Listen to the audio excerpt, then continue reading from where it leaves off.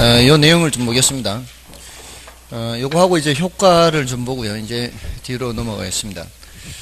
일단 요 개발권 양도제 있죠. 이 개발권 양도제 TDR 요거는 앞에서도 나왔었어요. 어디서 나왔었죠?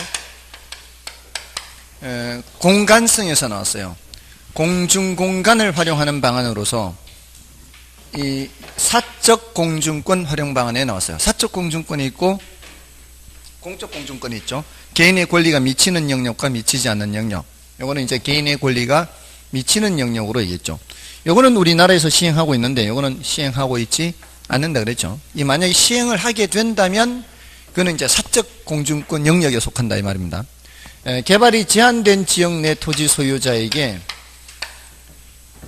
이제 개발 못하게 규제를 하고 개발이 가능한 지역 토지 소유자에게는 허용을 한다 그랬죠. 자, 이렇게 허용을 하게 되면은 이 사람들은 이제 형평성 측면에서 문제가 생기죠.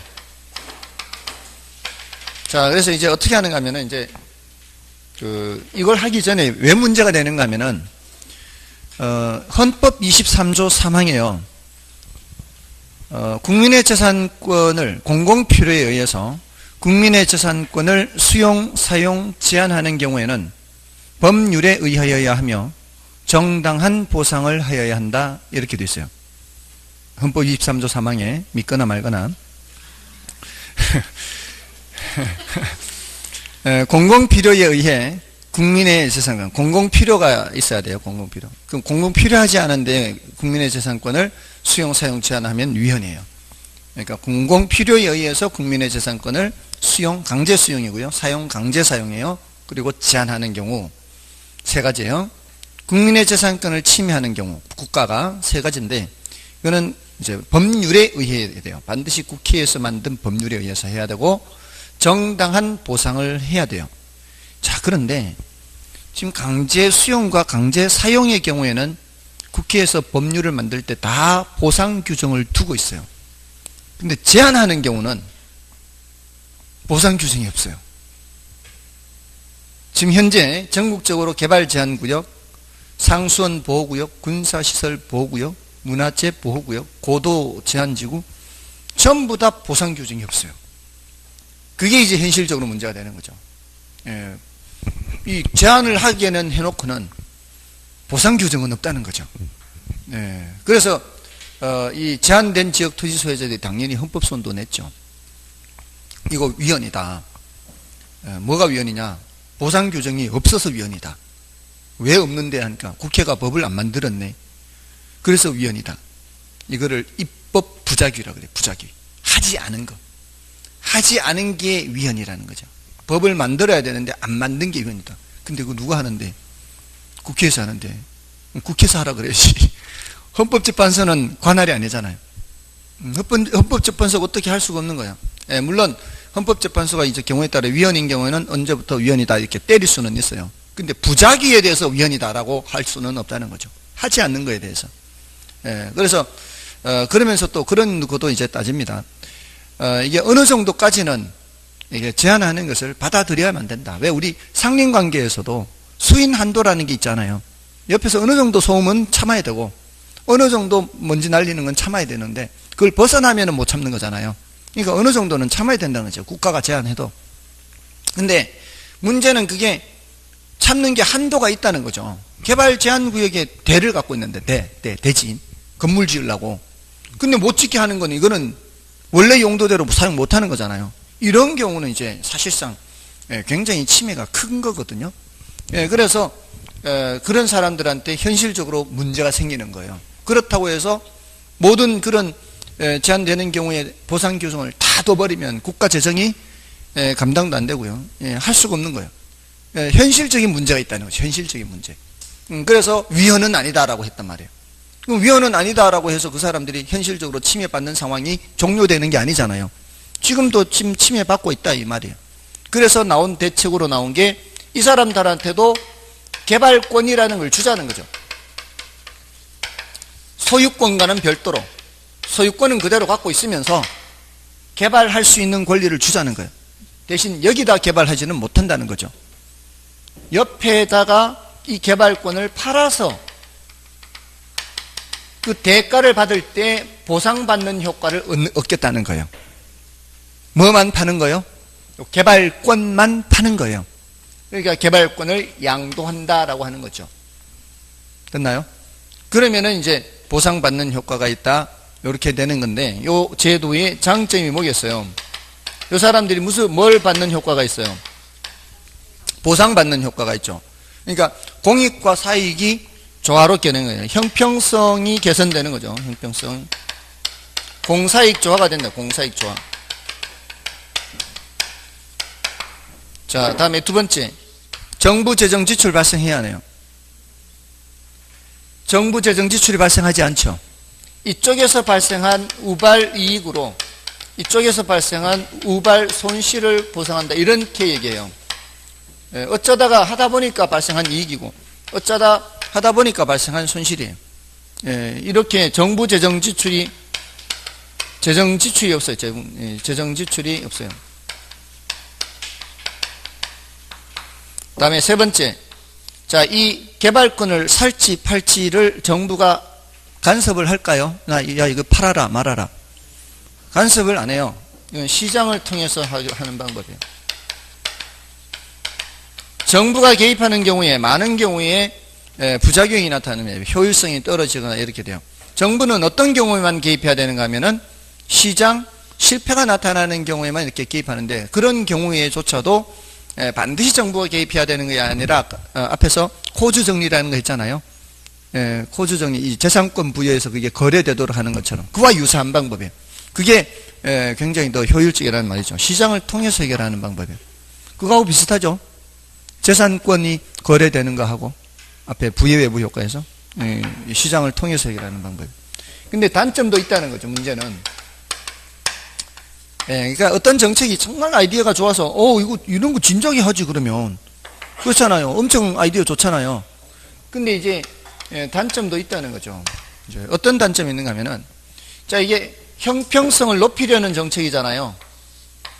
효율성 측면에서 문제가 있으니까 효율성이 개선되니까 형평성 측면에서 문제가 생기고, 그것 때문에 형평성을 높이려고 이 정책을 시행하다 보면은 또 효율성 측면에서 문제가 생겨요.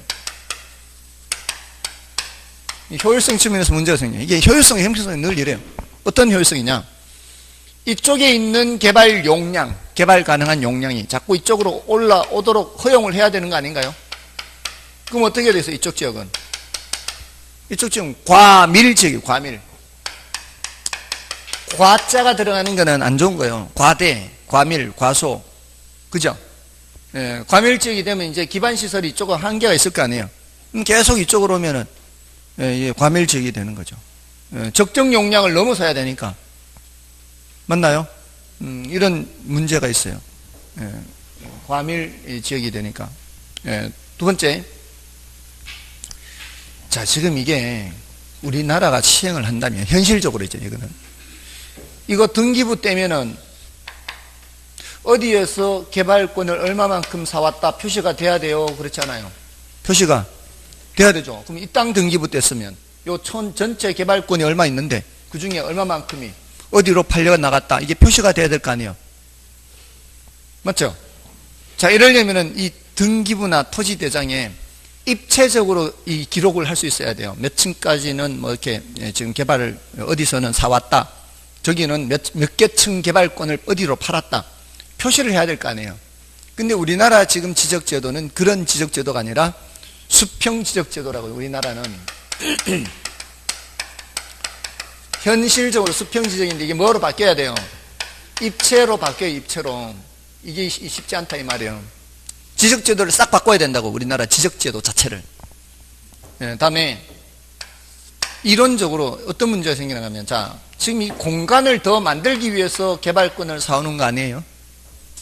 공간을 만들기 위해서 개발권을 사오는 거잖아요.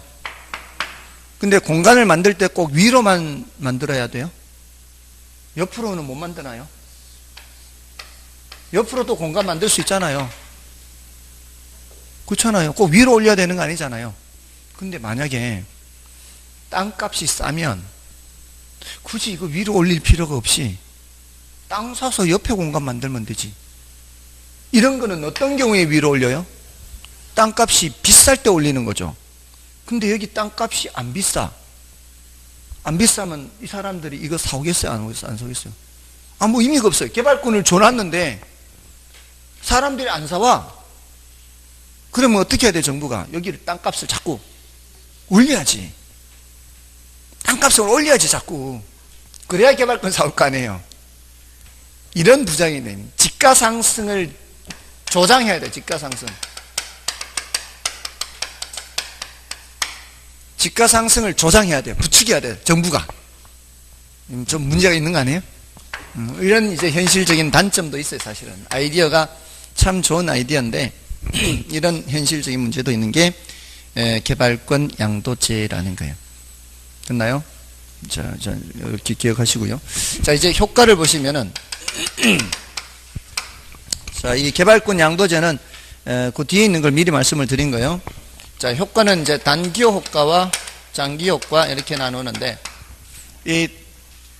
여기에서는 이제 중요도가 조금은 낮다 그랬죠. 근데 뒤에서 반복되기 때문에 어차피 해야 되기 때문에 여기서 해둬야 돼요. 자, 지금 이 상태는 지역지구제를 시행하기 전이에요. 지역지구제를 시행하기 전 상태에서 이제 지역지구제를 시행하게 되면은 살기가 좋아지겠어요? 그렇지 않겠어요? 살기가 좋아지겠죠? 살기가 좋아지게 되면은 수요가 어떻게 되겠어요? 수요가 증가하겠죠? 수요가 증가하면 가격이 어떻게 해요? 올라가겠죠? 자, 그러면 기존에 여기에 공급하던 사람들은 기존의 가격에도 정상이윤은 넣는데 가격이 올라가면 뭘 얻게 되는가 하면은 초과이윤을 얻게 돼요. 초과이윤을 얻게 되면 돈이 되겠죠? 돈이 된다는 얘기죠. 돈이 되면은 공급이 증가하겠죠? 그래서 단기적으로 수요가 증가하게 되고, 요 구조를 기억하세요, 구조를. 단기 분석은 주로 수요를 얘기하고요. 장기 분석은 공급을 얘기하는데, 이 경제학에서 단기, 장기를 얘기할 때는 1년을 기준으로 얘기하지 않고요. 생산 규모를 더 늘릴 수 있는 충분한 시간이면은 장기고요. 생산 규모를 늘리는 게 아니라 기존의 생산 규모에서 가동률을 높여서 생산량을 늘리는 것은 단기예요.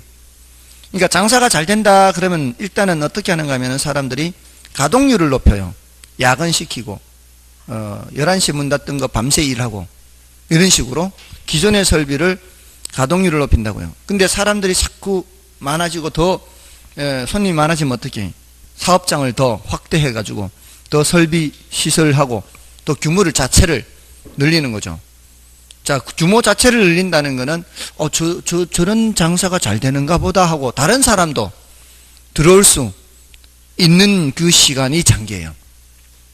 당장으로는 이제 뭐가 장사 잘 된다 그러면 어떻게 해요? 장사 잘 된다 그러면 당장으로는 규모를 늘 수가 없잖아요. 일단은 가동률을 높여서 대응하는 수밖에 없죠. 그거는 단계예요. 수요가 증가하더라도 기존의 공급자들은 공급 곡선을 이동시키지 못해요. 규모를 못 늘리기 때문에. 그래서 단기에는 공급 곡선이 이동하지 않아요. 근데 돈이 된다 그러면 이제 그 다음에는 규모 자체를 늘리고 새로운 공급자도 들어오겠죠. 그러면은 공급 곡선 그릴 때 수평합 하잖아요. 수평합. 수평합하는 그 공급자가 많아지기 때문에 공급 곡선 자체가 이동하는 거예요. 그게 장기다 이 말이에요. 그러니까 단기는 수요가 증가하면은 가격이 올라가고, 가격이 올라가면은 기존 공급자는 뭐를 얻게 되고요? 초과이윤을 얻게 되고요. 이 초과이윤을 얻게 되니까 뭐가 증가한다고요? 공급이 증가한다고요. 자, 이제 공급이 증가하면 어떻게 해요? 나만 더 생산하는 게 아니라 다른 업체도 와서 더 생산해서 공급 물량을 늘리면 가격이 내려가요. 이제 가격이 내려갑니다. 그러면서 초과이윤은 어떻게 해요? 초과이윤은 사라지겠죠. 맞나요? 가격 내려가니까. 이 초과이윤이 사라지는 게 장기 효과예요. 그럼 어떻게 해야 되느냐? 이 공급 곡선을 이제 오른쪽에 그리는 거죠.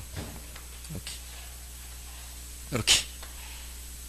자, 이렇게 해서 요때 높이와 요때 높이가 같다는 것은 초과이온이 사라졌다는 얘기죠. 됐나요? 이해되세요? 자, 그런데 자, 여기서 이제 여기 지금 요게 난이도가 좀 높아요. 난이도가 좀 높고 요거는 여기서만 말씀을 드리고 뒤에서는 이제 요 구조만 말씀드릴 거예요. 요거는 이제 딱 한 번만 말씀드리고 마는 거예요. 난이도가 높아서 한 번만 말씀드려요. 중요도는 낮다는 얘기입니다. 공급이 증가하는 걸 다시 한번 생각해봐요. 공급이 증가하는 거. 자, 이 공급이 증가한다는 것은 기존 공급자는 규모를 늘리고요. 또 새로운 공급자들이 들어오는 거죠. 자, 이걸 어디에 빗댈 수도 있는가 하면 다 원리가 비슷한데 우리 현실적으로도 장기적으로 초과이온이 없어지는 편이거든요. 현실적으로도. 예를 들어 한때 뭐가 음식 메뉴가 한 2, 3년 단위로 이렇게 돈다고 하나요? 한 10몇 년 전에 찜닭이 유행했던 적이 있어요. 찜닭, 안동 찜닭 뭐 이런 거요. 그러니까 돈 된다 그러면 어떻게 해요? 돈이 좀 된다, 막 찜닭해서 돈 좀 번다 그러면은 너도 나도 막 체리죠. 뭐 봉추 찜닭도 생기고 먼 찜닭도 생기고. 자, 이러면은 기존에 먼저 차린 사람들은 일단 우선은 돈 좀 벌었을 거 아니에요. 그럼 이제 뒤늦게 들어온 사람들이 자꾸 늘어나면은 공급이 증가하는 거죠. 공급이 증가하면은 이제 많아지니까 가격이 떨어질 수밖에 없죠. 가격을 좀 낮춰서 손님을 끌려고 할 거 아니에요. 자, 근데 그 과정에서 어떤 현상이 나타나는가 하면, 자, 이 집에서도 저 집에서도 저 집에서도 생닭 주문이 늘어날 거 아니에요. 예? 그리고 그 생닭만 주문하는 게 아니라 뭐 거기 들어간 당면이나 뭐 이런 주문도 식자재하는 거기에 주문이 늘어날 거 아니에요. 그럼 뭐가 올라가게 돼요? 원가가 올라가게 된다고요. 공급이 증가하는 과정에서 그 생산 요소 가격이 올라가게 되는 게 보통이겠어요? 변하지 않고 그대로 있는 게 보통이겠어요? 올라가는 게 보통이겠죠. 지금 여기에 그린 건 뭐를 전제로 그린 거예요? 원가가 안 올라가고 그대로 있다면 옛날 이제 가격까지 떨어지면은 이제 초과이온이 사라진다고 한 거죠. 근데 사실상은 초과이온이 사라질 때 이 제품 가격, 올라갔던 제품 가격이 떨어져서만 초과이온이 사라지는 게 아니라 원가가 올라가서 초과이온이 사라질 수도 있거든요. 그게 대부분이에요, 사실은. 그러면 여기까지 떨어지기 전에 이미 뭐는 사라지는 상태, 여기에서 초과이온이 사라지는 상태예요. 그죠? 여기까지 못 떨어져요. 여기서 원가가 올라간 상태이기 때문에. 그래서 대부분은 1번이에요. 2번이 아니고. 1번을 비용 증가 산업이라 그래요. 비용 증가 산업. 대부분은 뭐란 얘기예요? 비용 증가 산업. 비용 불변 산업 또는 일정 산업의 경우에는 2번처럼 하면은 초과이온이 사라져요. 근데 우리가 분석을 할 때 다른 조건은 모두 동일하다면 이런 말을 많이 쓰거든요. 경제 분석에서는. 다른 조건은 동일하다면. 그러니까 특별한 언급이 없으면 그냥 비용 불변 산업을 전제로 해요. 이게 예외적이긴 한데 그렇게 분석을 해도 큰 차이가 없기 때문에 우리가 불안정 경쟁시장, 완전 경쟁시장 할 때도 완전 경쟁시장을 전제로 분석해도 뭐 어느 정도는 설명할 수 있기 때문에 분석은 그게 훨씬 쉽거든요. 다른 조건이 동일하다면 하고 분석하는 게 훨씬 쉽거든요. 이거 올랐다 저거 올랐다면 다 신경 써야 되니까 골치 아프니까. 특별한 언급이 없으면 그냥 여기에서 원래 높이와 똑같은 높이에서 초과이온이 사라진다라고 가정을 한다고요. 아시겠죠? 이렇게 하면 이제 분석만 복잡해지니까. 자, 그런데 예외적으로 공급이 증가하는 과정에서 비용 감소 산업이 나타나요. 비용 감소 산업이. 예외적으로 비용 감소 산업이 나타나요. 이게 뭔가 하면은 공급이 증가하는데 오히려 자재 가격이 내려가요. 자재 가격이. 이것도 아주 예외적이에요. 현실은 거의 없는데 근데 있어요. 바로 컴퓨터 산업이에요. 반도체 같은 거. 제가 지금 쓰고 있는 USB가 4GB예요. 아마 제가 강의 마칠 때까지 이 강의 생활을 끝날 때까지 다 해도 4GB 못 쓸 것 같아요. 이게 문서 작업이라 이게 얼마 안 돼. 이게 문서 작업이라. 지금 요즘 뭐 핸드폰도 32기가 64기가 나오는데 이 4GB로도 충분해요. 근데 이게 벌써 6, 7년 전에 산 거예요. 아무튼 6, 7년 전에 제가 한 3, 4만 원 했나? 7, 8년 전에 3, 4만 원 하던 USB예요. 4GB. 요즘 얼마 할까요? 10,000원도 안 하죠. 어디 보니까 사은품으로 주더라고요. 자, 지금 7,000원인가 한다고 쳐보세요. 자, 만약에 지금 업체들이 옛날 가격 4만 원 받으면 엄청난 초과이윤 아니겠어요? 옛날과 똑같은 가격 받으면 초과이윤이 사라지는 게 아니고 엄청난 초과이윤이 발생하는 거예요. 옛날보다도 훨씬 싼 가격인데 정상이윤은 있다 없다? 정상이윤이 있어요. 7,000원 받아도 정상이윤 나온다는 얘기예요. 정상이윤만 있다는 얘기는 초과이윤은 없다는 얘기거든요. 이게 3번과 같은 이런 예외적인 경우가 있어요. 그런 자재 가격이, 칩 가격이 떨어지는, 기술 발전이 굉장히 빠른 이런 업종은 칩 가격 자체가 떨어지기 때문에 공급 증가하는 과정에서 오히려 생산 원가가 내려가요. 예, 그런 예외적인 경우는 비용 감소 산업이라 그래요. 자, 여기서 이제 딱 한번 이렇게 이걸 얘기하는데, 자, 그럼 얘네들이 이제 우리가 얘기할 때는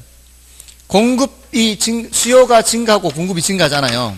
수요가 증가하고 공급이 증가할 때 앞에 우리 균형의 결정과 이동에서 했잖아요. 수요가 증가한 폭만큼 공급이 증가하는 게 바로 비용 불변 산업이에요. 그럼 원래 균형 가격과 똑같아요. 수요 증가하는 만큼 공급이 똑같이 증가하면 똑같이 평행 이동하기 때문에 똑같은 가격 수준에서 거래량이 증가하는 거예요. 거래량은 증가란 말이에요.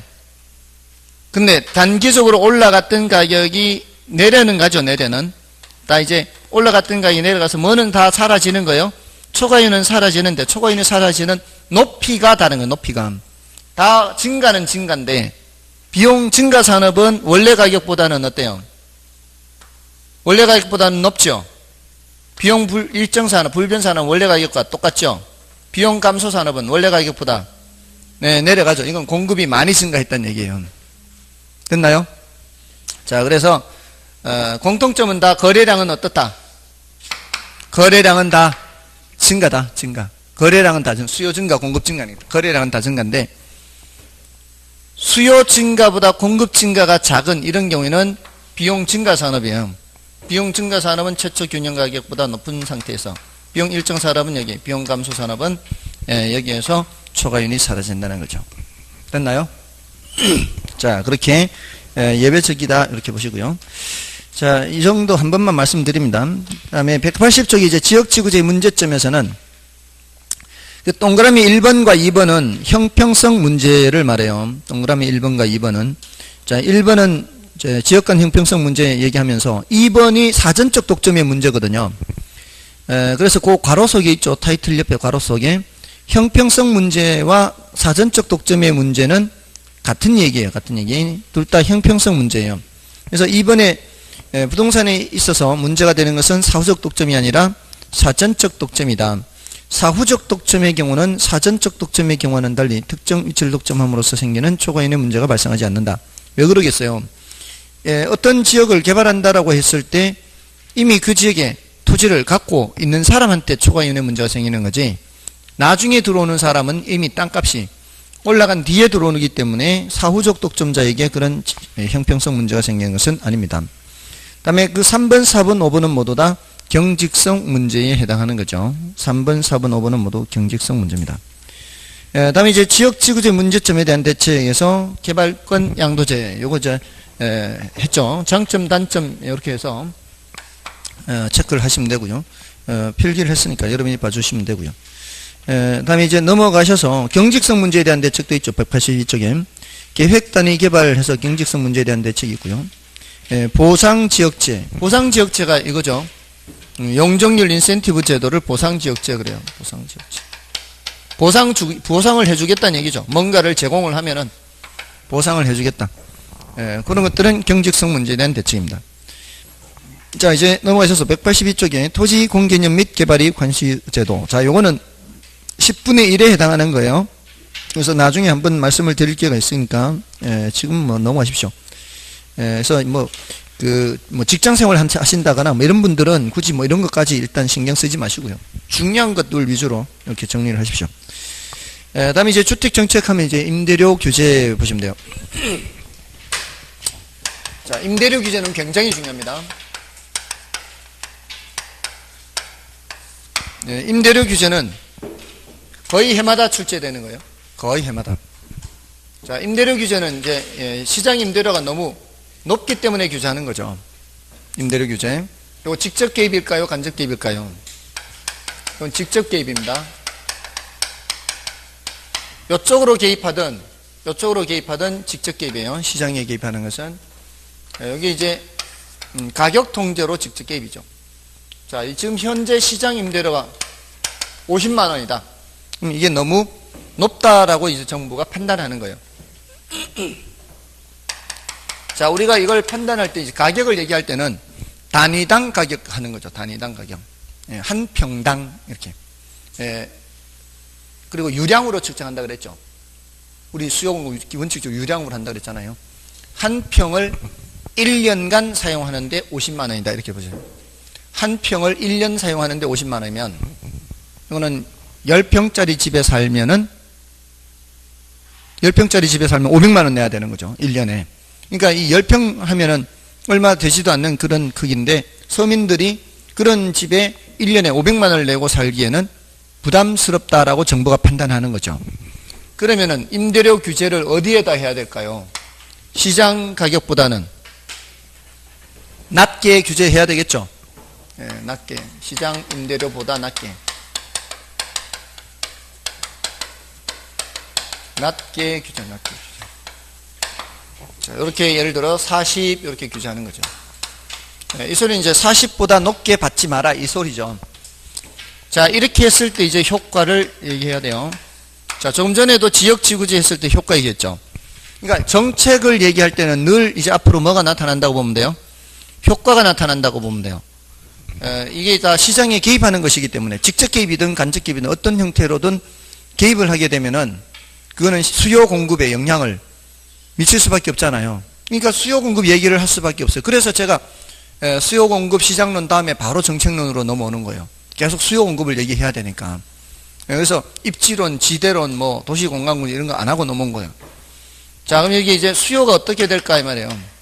공급이 어떻게 될까. 자, 근데 여기서는 여기는 정부가 이렇게 가격을 이렇게 규제를 했단 말이에요. 그러니까 수요 곡선이나 공급 곡선이 이동하는 게 아니에요. 가격 자체가 변하는 것이기 때문에 눈 뜨시고요. 감상하지 마시고요. 가격 자체가 변하는 거기 때문에 수요량 변화, 공급량 변화예요. 그러니까 여기서 이제 표현은 이제 수요가 감소한다 하는데 이제 사실 수요량 증가, 이렇게 공급량 감소 이렇게 되는 거예요. 수요량이 이렇게 늘어난다고요. 이제 가격을 규제하니까. 이렇게. 됐나요? 공급량은 이렇게 줄어든다고요. 가격을 규제를 해버리니까. 예, 선의 이동이 아니라. 아시겠죠? 자, 이렇게 수요하고자 하는 사람들은 이제 낮은 가격으로 계약할 수 있으니까 조금 더 넓은 평수 계약하는 거예요. 이번 달에 이제 계약이 끝난다면 다음 달에 이제 새로 집 알아볼 때 중개사무소에 가서 조금 넓은 평수 알아봐 주세요. 10평짜리 말고 12평짜리. 그렇게 해도 40만 원 내면은 480밖에 안 되는 거죠, 1년에. 그러지 않겠어요? 좀 더 넓은 평수가 가는 거예요. 수요량이 증가하는 거죠. 자, 그럼 공급자들은 50은 받아야 되는데 50 못 받으면은 10평짜리 집 같으면 500은 받아야 되는데 500 못 받고 400밖에 못 받으면은 돈이 안 되잖아요. 그럼 어떤 생각 하겠어요? 야, 이거 차라리 그냥 이거 세 안 놓고 그냥 딴 걸로 바꿀까? 이런 생각 하겠죠. 용도 전환. 예를 들어 제가 아는 사람도 단독주택인데 1층이에요, 1층. 1층 세 안 놓고요. 자기가 2층 살고 1층 세 놨는데 세 내보내고 이거 이제 카페나 뭐 이렇게 호프집으로 바꾼 거예요. 그러니까 이게 그런 지역이거든요. 가능한 지역. 일반 주거 지역이나 뭐 준주거 지역 있지 않습니까? 바꿔버린 거죠. 그럼 뭐가 줄어드는 거예요? 세를 놓는 집이 줄어드는 거죠. 그러면 이제 공급량이 주는 거죠. 그러니까 다른 거로 이제 용도 전환. 또는 용도 전환 또는 지금 이제 낡아서 철거해야 되는 집도 있잖아요. 철거해야 되는 집에 이제 철거하고 새로 이제 새 집을 지으려고 했는 사람 입장에서도 어떻게 돈이 안 되면 이제 더 이상 임대주택을 안 짓는 거죠. 그러니까 지금 당장 이렇게 줄지는 않죠. 막 일부러 때려 부시지는 않으니까. 시간이 가면 갈수록 점점 어떻게 해요? 점점 줄어드는 이게 이제 단기, 장기 이쪽으로 가면 갈수록 장기예요. 그러니까 여기에서는 단기, 장기를 이렇게 보시면 돼요. 단기에는 탄력적, 비탄력적. 비탄력적. 장기는 탄력적. 수량 변화가 이 말이에요. 공급량 변화가 단기에는 적게 변하고 장기에는 많이 변하는 거죠. 그럼 시간이 가면 갈수록 중개사무소의 물량이 점점 모자라게 되겠죠. 그게 뭐예요? 시장에서는 초과 수요가 나타나요. 초과 수요. 초과 수요가 나타나면 가격이 올라가야 정상이죠. 근데 못 올라가게 어떻게 하고 있어요? 지금 정부가 막고 있죠. 자, 이게 막고 있다고 이게 되는 게 아니고요. 단속이 느슨하면 튀어 올라가게 돼 있어요. 찾는 물량은 이만큼인데 이 시장에 있는 물량은 요거밖에 없어요. 그럼 어떻게 된다? 가격이 올라갔는데 어디까지 올라가요? 50 더 올라갑니다. 더 튀어 올라가서 부딪힐 때까지. 이 50은 가격이 여길 때 얘기예요. 수량이 줄어들기 전에는 50이 적당한 가격이지만 수량이 줄어들기 때문에 가격이 더 올라가요. 그래서 더 높게 형성이 될 수 있어요. 이거는 임차인들이 알아서 더 준다라고 할 수도 있어요. 어떤 사람이 특히 문제인가 하면은 신혼부부들이에요. 기존에 집을 차지하고 살고 있는 사람들이야 재계약을 해서 뭐 조금 더 그 집을 뭐 조금 더 얹어주고라도 그 집을 있을 수 있잖아요. 더 얹어주고라도. 근데 새로 집을 구하는 사람들은 더 얹어준다 해도 집을 구하기가 쉽잖아요. 그러니까 감지덕지 그냥 더 얹어주고 하는 거예요. 그러니까 계약서에는 얼마 쓰는 거예요? 계약서에는 40 쓰는 거예요. 그러면서 이거 얹어주는 거예요. 왜냐하면 계약서에 60 적어버리면 처벌받으니까. 이런 거를 음성적 지불 그래요. 자, 이쯤 되면은 이게 임차인들이 더 골치 아파지죠. 이게 누구를 위한 정책이에요? 임차인을 위한 정책이거든요. 근데 결국은 더 문제가 생긴 거예요. 그래서 이거는 단기적으로 시행해야 돼요. 이런 정책은 단기적으로 시행해야 돼요. 왜냐하면 이쪽으로 가면 갈수록 어떻습니까? 이쪽으로 가면 갈수록 시간이 흘러가면 흘러갈수록 점점 물량이 많이 줄죠. 많이 줄수록 이 격차가 벌어지거든요. 왜요? 단기적으로는 어때요? 단기적으로는 별로 안 줄죠. 물량이 그렇게 많이 모자라지 않아요. 단기적으로는 조금만 줄 때는 이게 음성적 지불이 발생해도 어때요? 얼마 안 된다고요. 시간이 가면 갈수록 이 음성적 지불 격차가 점점 심해진다고요. 물량이 줄면 줄수록 점점 심해져요. 그러니까 단기적으로는 부작용이 좀 적어요. 그러니까 단기적으로 강력하게 시행해서 임대인들이 40만 받게 하고 혹시라도 음성적 지불을 받더라도 50보다 조금밖에 더 못 받는 거예요. 그러면 임차인들 부담이 혹시라도 더 생기는 사람이 있다 해도 조금만 더 부담 생기는 거지. 대부분의 사람들은 40에 이제 사는 거죠. 단기적으로는. 그러니까 단기적으로 시행하고 빨리 풀어야 되는 거예요. 장기적으로 가면 갈수록요. 자, 어떻게 되는가 하면은 이 사람들이 이제 물량이 줄었는데 음성적 지불을 받는 사람은 수리 수선을 해줄 수 있어요. 근데 40밖에 안 받는 임대인들도 있을 거 아니에요. 40밖에 안 받는 임대인들은 단속이 이제 막 강하게 해서 계속 오래 가면은 그래도 처벌받을까 두려우니까 이 사람들은 수리 수선을 안 해요. 수리 수선 안 해요. 그럼 어떻게? 질적으로 떨어지는 거죠. 그리고 집을 구하기가 쉽지 않아요. 집을 구하기가 쉽지 않으면 임차인들이 이동이 저하가 돼요. 집을 구할 수가 없으니까. 그럼 교통비가 증가하고 혼잡 비용이 증가하고 이런 부작용이 생긴다 이 말이에요.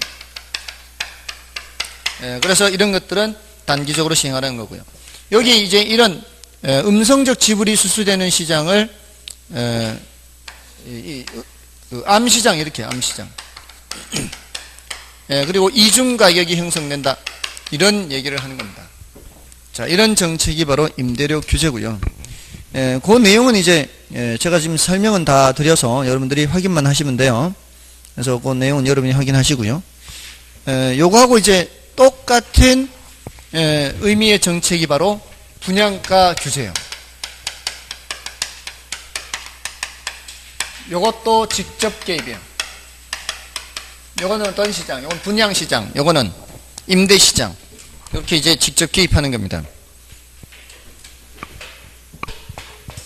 자, 이게 그림이 똑같아요. 이게 그래프를 그린 거 보면 여러분들 똑같습니다.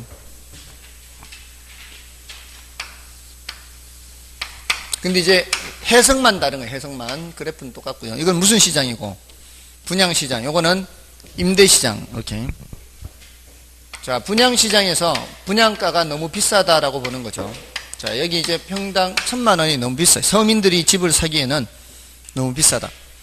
여기는 지금 평당 얼마쯤 분양하죠? 1,000만 원 정도 되나요?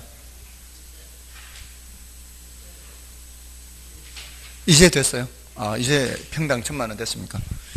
자, 평당 1,000만 원이 서민들이 사기에는 좀 부담스러운 가격이라고 정부가 판단하는 거죠. 정부가 판단했을 때에는. 그러니까 30평짜리 집을 사려면 3억이 있어야 되잖아요. 이거 항상 이건 단위당 가격입니다. 평당 1,000만 원 분양, 평당 50만 원 뭐 이런 식으로. 자, 그러니까 어떻게 해요? 요거보다 낮게 규제를 하는 거죠. 800에 규제를 하는 거예요. 자, 이렇게 규제를 하면은 마찬가지 효과가 어떻게 나타나느냐 이 말이에요. 자, 수요가 어떻게 돼요? 증가하겠죠. 수요량이 증가합니다. 분양받으려는 사람이 늘어난 거죠. 자, 이제 여기는 건설사가 되는 거예요. 여기는 이제 일반 이제 분양받으려는 수요자가 되는 거죠. 저쪽에 임대인, 임차인 이렇게 되는 건데. 자, 근데 공급량은 어떻게 돼요? 건설사 입장에서 돈이 안 될 거 아니에요. 건설사 입장에서는 평당 1,000만 원보다는 평당 800일 때는 공급량이 줄어들게 돼 있어요. 돈이 안 되니까. 자, 그럼 시장에서는 어떤 현상이 나타나고요? 초과 수요가 나타나는 거죠. 자, 물량은 이거밖에 없어요. 찾는 사람은 많아요. 자, 근데 일단 분양되면은 전매 차익을 얻을 수가 있어요. 여기서는 음성적 지불이라고 그랬죠. 여기서는 뭐라고 표현한다고요? 전매 차익. 전매 차익이 얼마 발생해요? 여기 이제 이렇게 많이 장기적으로 시행해서 단기적으로는 200밖에 발생하지 않을 수 있죠. 근데 건설사가 자꾸 물량을 줄여서 짓다 보면은 시장의 물량이 적어지면은 전매 차익이 이렇게 발생할 수도 있죠. 뭔 뜻인지 아시겠죠? 우선은 200밖에 없을 수 있어요. 단기적으로는. 근데 계속 장기적으로 시행을 해버리면 생산량이 적어지니까 시장 전체의 주택량 자체가 줄어들어요. 그러면은 이 전매 차익이 어떻게 된다고요? 훨씬 더 커지죠. 구조가 어떻다고요? 저쪽하고 똑같아요. 다만 여기는 뭐라고 부르고 전매 차익, 저기는 음성적 지불 이렇게 표현한다고요. 그 다음에 이 800은 새로 분양하는 가격이죠. 이 1200은 뭐예요? 시장에 있는 그 부동산 가격 아니에요. 이거는 뭐예요? 중고 가격, 중고 가격. 신규 가격보다 중고 가격이 더 비싸다 이 말이죠. 설령 이게 안 올라간다 하더라도 이 1,000만 원은 지금 시세가 지금 기존에 있던 주택의 시세가 지금 1,000만 원인데 새로 분양받는 거는 800이면 새집 가격이 더 싸죠. 이런 이상한 현상이 나타난다면 새집 가격이 더 싼 형태. 이게 좀 이상하죠. 자, 그래서 이 전매 차익이 있다면, 전매 차익이 있다면 여기에 누구도 개입해요. 투기적 수요, 투기적 수요. 투기적 수요. 자, 이 투기적 수요자들은 자격이 돼야 안 돼요? 자격이 돼야 안 돼요. 투기적 수요자들이. 뭐, 되는 사람도 있을 수도 있겠지, 경우에 따라. 대부분은 자격이 안 되는 사람들이 많아요. 자격이 안 되는 사람들이. 예를 들어, 세종시민이 아니야. 하고 싶어. 그럼 어떻게? 세종시민 이름으로 들어오는 거죠. 그렇지 않나요? 다른 사람 거 사가지고 오는 거죠. 자, 근데 현실적으로 이게 분양가 규제가 또 어떤 문제가 있는가 하면은 평당 1,000만 원에 3억짜리 집을 산다. 그럼 대출을 받는다 해도 내 돈이 2억 얼마 있어야 돼? 예를 들어서요. 뭐 1억 얼마나? 이런 정도라도 돈이 있는 사람이 얼마나 될 것 같아요? 많지 않아요. 지금 우리나라 지금 자기 집이 아닌 집이 거의 반이에요. 나머지는 뭐란 얘기요? 거의 집을 갖고 있는 사람이 두 채씩 갖고 있다는 얘기예요. 평균적으로. 근데 두 채씩 갖고 있는 사람이 많지가 않잖아요. 거의 대부분 자기 집 외에는 많이 안 갖고 있으니까 갖고 있는 사람이 많이 갖고 있다 이 말이에요. 그죠? 자, 그러니까 집을 갖고 있지 않은 사람들이 말이 많아요. 많은데 이 사람들이 자격은 되는데 살 형편이 분양돼도 살 형편이 안 되는 사람이 많다 이 말이에요. 그럼 이런 사람들이 명의는 빌려줄 가능성이 많거든요. 그 명의 빌려준 대가로 몇천 받으면 그나마도 이제 돈이 생기니까. 그리고 또다시 가입해가지고 또 시간 한참 지나면 또 벌고 이렇게. 그죠?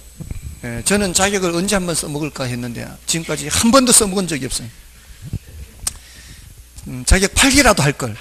옛날에 얼마 준다고 할 때 팔지도 못하고. 아무튼 이런 투기적 수요자들이 저같이 만약 옛날에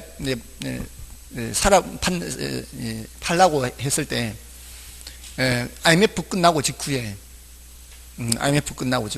그때 막 분양권 전매 가능하고 막 그랬잖아요. 아무튼 지금은 이게 안 되잖아요. 근데도 불구하고 어떻게 해요? 다른 사람 이름으로 들어오는 거죠. 근데 다른 사람 이름 들어오면 불법이잖아요. 그럼 어차피 불법 저지르는 거 수십 명 거 가져오는 거예요. 수십 명 거. 맞잖아요. 어차피 불법 저지르는 거 한 명 거 가져오는 게 아니고 수십 명 거 명의를 가져온다고요. 그래서 자기가 공인인증서를 다 관리하는 거죠. 그래서 집어넣습니다. 실제로 그렇다고 들었어요.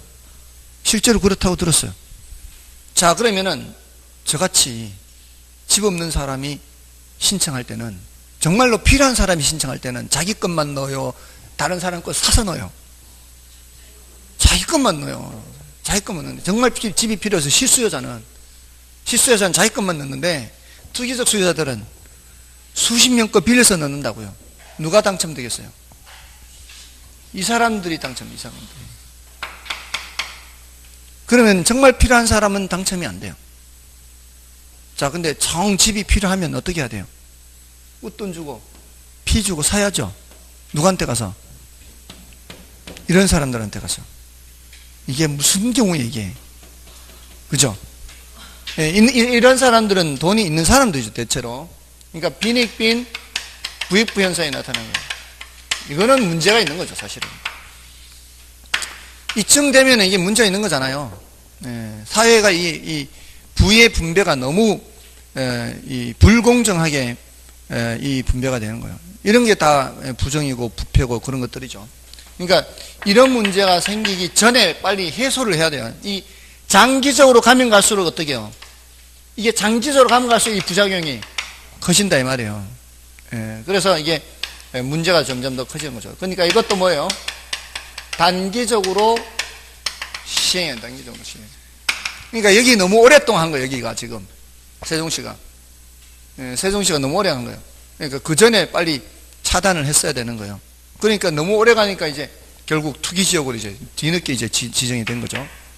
그래서 이런 정책들은 오랫동안 시행하면 안 되고요. 또 공급하는 건설사 입장에서 이쪽에도 여기도 마찬가지 질적 저하예요. 여기도 마찬가지 질적 저하가 발생하는 거예요. 건설사들이 돈 안 되는데 고급 자재 사용하겠습니까? 그리고 여기선 생산성, 건설사의 생산성이 떨어질 수 있죠. 이런 부작용이 나타나게 되는 거예요. 그래서 아무튼 이런 구조는 똑같고 해석만 좀 다른 거죠. 그래서 이런 부작용이 있으니까 결국 뭘 하라는 얘기가 나오는 거예요. 자율화를 하라는 얘기, 자율화. 분양가 자율화 이런 얘기 나오죠. 자율화를 하라는 얘기는 어디서 거래하도록 하라는 얘기예요. 시장 가격에 거래되도록 맡기란 얘기잖아요. 여기 하는 게 자율화, 여기에서 거래되도록 하라는 얘기예요. 그럼 분양가가 어떻게 되겠어요? 분양가가 올라가겠죠. 분양가가 올라가면서 건설사는 돈 되죠, 이제. 그러면은 이제 공급량을 증가시켜요. 시장의 공급량이 늘어나면은 전체적으로 물량이 늘어나잖아요. 전체적으로 이제 물량이 늘어나게 되면 이 전매 차익이 점점 어떻게 해요? 전매 차익이 점점, 공급량을 늘어나면은 전매 차익은 점점 줄어들어요. 전매 차익이 줄면은 투기적 수요도